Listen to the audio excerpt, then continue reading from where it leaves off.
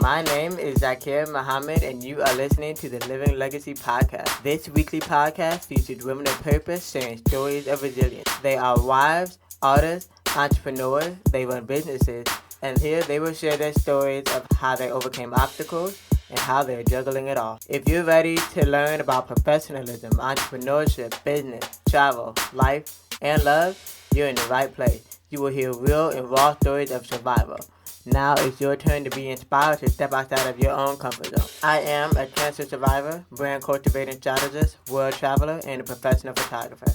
I'm your host of the Living Legacy Podcast. Let's get into it. I am releasing a book. I'm releasing a memoir, and it's called Seeing Life Through a Different Lens. It is currently available on Kindle, and it will be available, the physical copy will be available on my website and on Amazon in December 2019. The book is my mom and I sharing stories about overcoming adversity with resilience, as we shared also what we learned from living with nonhereditary bilateral retinoblastoma. So not only does this book help you to gain a better understanding of rare childhood cancer, it also shines a light on a loving and supportive community. My mom started the blog and ran it successfully for 2 years, and now we are repurposing most of the content into the book. So the book starts off with alternating storytelling. So it'll start off with the excerpt from her blog about the diagnosis, the surgery, initially losing my hearing, a few of the things that I've touched on in this podcast, these aspects of my life, and now in this book you get to read the full stories. I am now going to read the introduction and the table of contents. There are 10 chapters in this book. The book is titled Seeing Life Through a Different Lens, which is a survivor's memoir on overcoming adversity with resilience. The dedication is dedicated to my father and my husband for their unconditional love and support.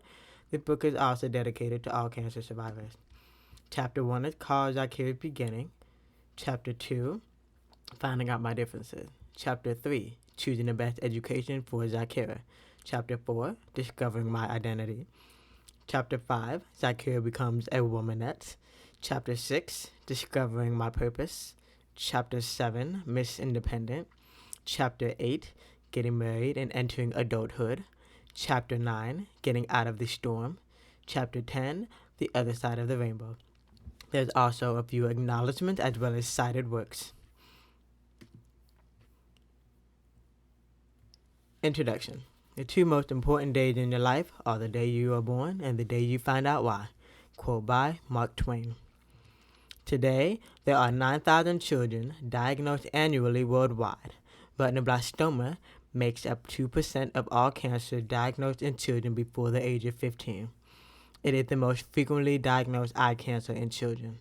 An estimated 200 to 300 children in the United States will be diagnosed annually with this disease. Most children who are diagnosed with retinoblastoma are younger than 6 years old. The average age of diagnosis is 2 years old. Girls and boys are diagnosed at equal rates. Generally, 3 out of 4 children have the disease in one eye, while 1 in 4 children have the disease in both eyes. The 5-year survival rate for children with retinoblastoma is 95%. Retinoblastoma is considered a rare eye cancer that often has an impact on vision and hearing in young children and adults. People with hearing and vision impairments are described as having dual sensory impairments or disorders. The kind of tests used to screen for a second cancer depends in part on the kind of cancer treatment the patient had in the past. When doctors provide regular follow-up care for cancer survivors, it helps them to further study late or possible side effects of childhood cancer treatment to develop safer therapies for younger children. The following is an excerpt from my mom's blog, The Sun Daughter. Zakira is a beauty and grace in motion, a gazelle moving through this life, lifting the spirits of others, tearing apart mindless dark feelings and empty thoughts of people who do not know her story. Our sun daughter is an artist who gives an image its own life. She is luminous, joyous, buoyant. She's creative, delicate, and with a sparkling, optimistic personality. Whenever I read about people who are deaf and or blind, I already know that I'm learning about exceptional human beings. I love hearing my daughter laugh. She has a beautiful smile that fills the room with joy and light. She is so precious, gentle, and smart. She is usually quiet, sensitive, and stubborn. She genuinely cares about others and has a great sense of humor. She loves learning, traveling, and taking great photographs. She is physically strong and so determined. She's adventurous and a force of nature. She is our youngest child. When I think about our daughter, I smile. I just want to hold her and kiss her face. I'm in awe of her beauty, courage, strength, and style. When I look at her, I remember her favorite sights and sounds. Florida sunrises and sunsets, road trips, the Caribbean Sea, laughing with her girls, her photos of people and their life story, great movies, food, music, and family time. Our son-daughter learned to write and script and swim at Montessori Elementary School. This is also where she learned to be very independent. Her favorite elementary school activity was singing Broadway show tunes in the chorus and field trips. When she was a baby, her oncologist told us that one day our child may be blind. When she was a teenager, her audiologist told us that one day Zakira may become deaf. We promised to give her a chance to use her monocular vision to see her world and to teach her how to be persistent and triumphant.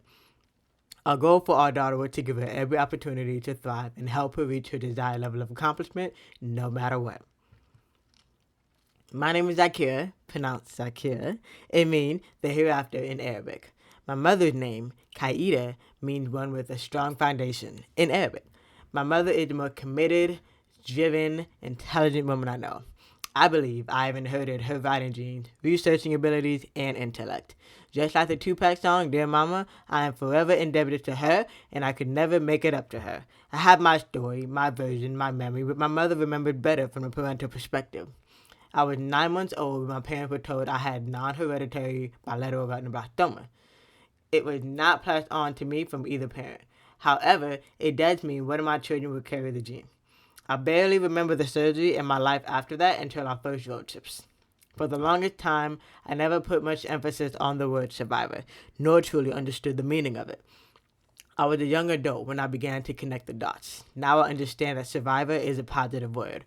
I met children who were diagnosed after 5 years of age and were completely blind. The fact that I'm still here with monocular vision is a blessing.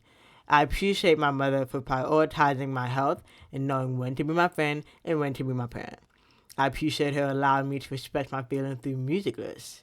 My favorite memories are the moments where we could just dance together. We are both Sagittarians, and when I was a child, she told me that I am her birthday present. We enjoy going to new places and trying new food. We share a love of change, which ended up being our most used method of transportation. As I was growing up, I worked really hard to make my parents proud of me, and I felt they wanted me to be proud of them too. In this book, there will be alternating storytelling between my mother and me. She shared her perspective and experiences on her blog. I share my memories and perspective in the following chapters. My mom created the blog to share our retinoblastoma story with the international community of childhood cancer survivors. The chapters will shine a light on a non-toxic mother-daughter relationship as we both overcame the emotional struggle behind being not only survivors, but thrivers. My dad was present throughout it all, even when he was away due to work. I am my dad's daughter, according to my mother, as we have many similar personality traits, which you will learn in this book.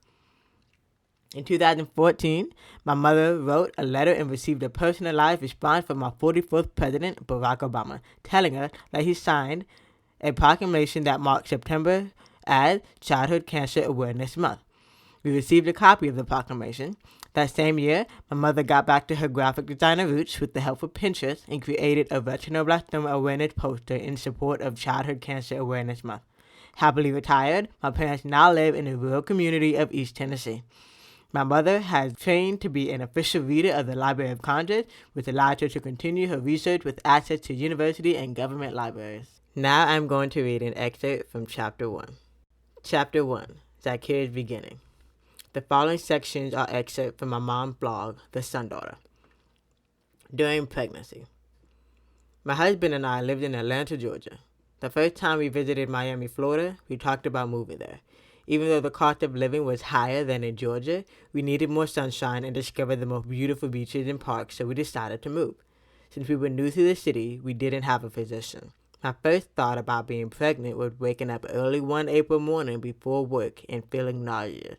I couldn't drink coffee or eat lunch that day. Instead, I made an appointment to have a pregnancy test at the offices of Planned Parenthood nearby. The test confirmed my suspicion. I was pregnant. When I told my husband, he insisted I have the test repeated.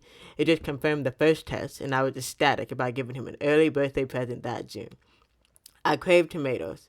At work, everyone knew my lunch orders: spinach calzone with extra sauce. Our pregnancy in the Sunshine State allowed me to spend more time outside. I loved walking the trail along the canal after work on my way home.